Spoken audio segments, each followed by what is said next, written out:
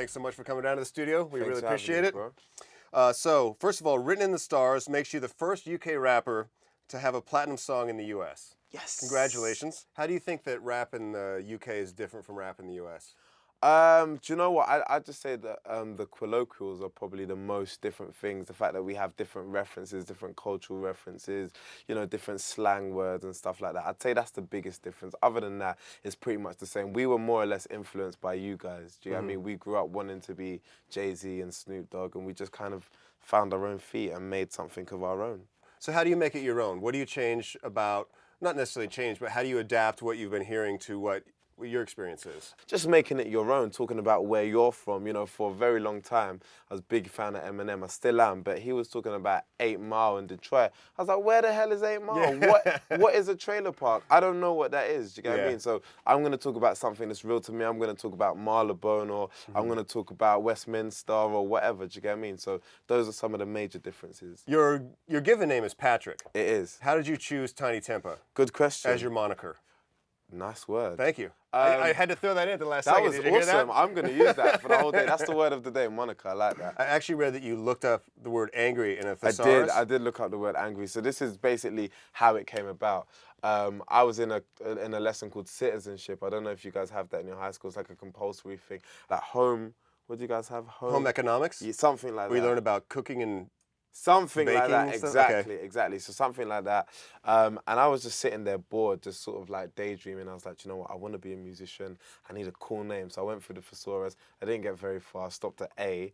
And I was just like, anger, cool. All right, Tempah, I like it. Let's make it kind of cool and clever. Tiny, two opposites, works, bang, tidy. By playtime, I was a new person. Yeah. Yeah?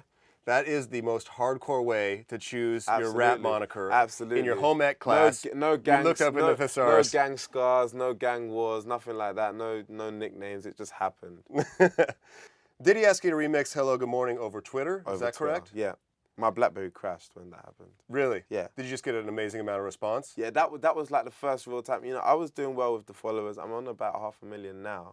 That's cute. I have 1.8, but 500,000's cute. Anyway, forget, who needs followers? Anyway, no, but yes, I was doing all right. I think I was on about 80 or 90,000 or whatever. And my phone just was not working and it was slowing down. So then I checked my Twitter, and you know when it all goes yellow because you've got all the new tweets. Or you've got an iPhone, so it's different. But you got all the new tweets going through, and then I saw Diddy, and I saw loads of retweets from Diddy, and I just went crazy. And he was like, "Yeah, Tinie Tempah, let's make it happen."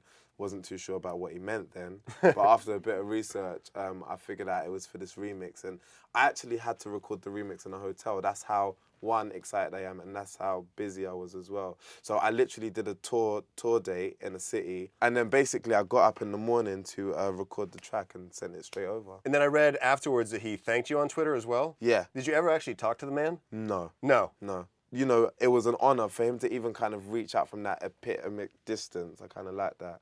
So, yeah, that was kind of cool. Okay, so let's talk about some American versus British things. Are you ready to admit that our version of The Office is better?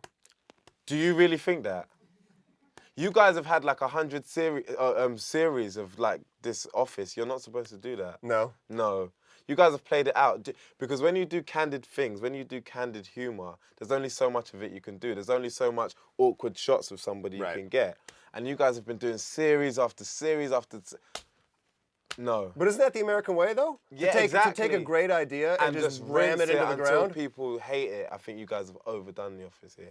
I want to talk to you about UK Underground. Okay. Because that's where you come from. Yes. What are some new UK artists that we should know about? You really need to check out James Blake. I think you'd like James Blake. James Blake, I think I've heard of. Yeah, he's starting to get a lot of heat over here. Labyrinth, who produced a load of my tracks, he's going to be amazing. Emily Sandé, I personally think she's going to be the next Adele. Birdie, she's 14. She's just done a cover of, you know, Bon Iver's Skinny Love. Is the live music scene in underground London, is that thriving? Yeah, we have a place called Camden, which is almost like your Lower East Sides, or, you know, your Williamsburg in Brooklyn. That's where they have the Camden Market?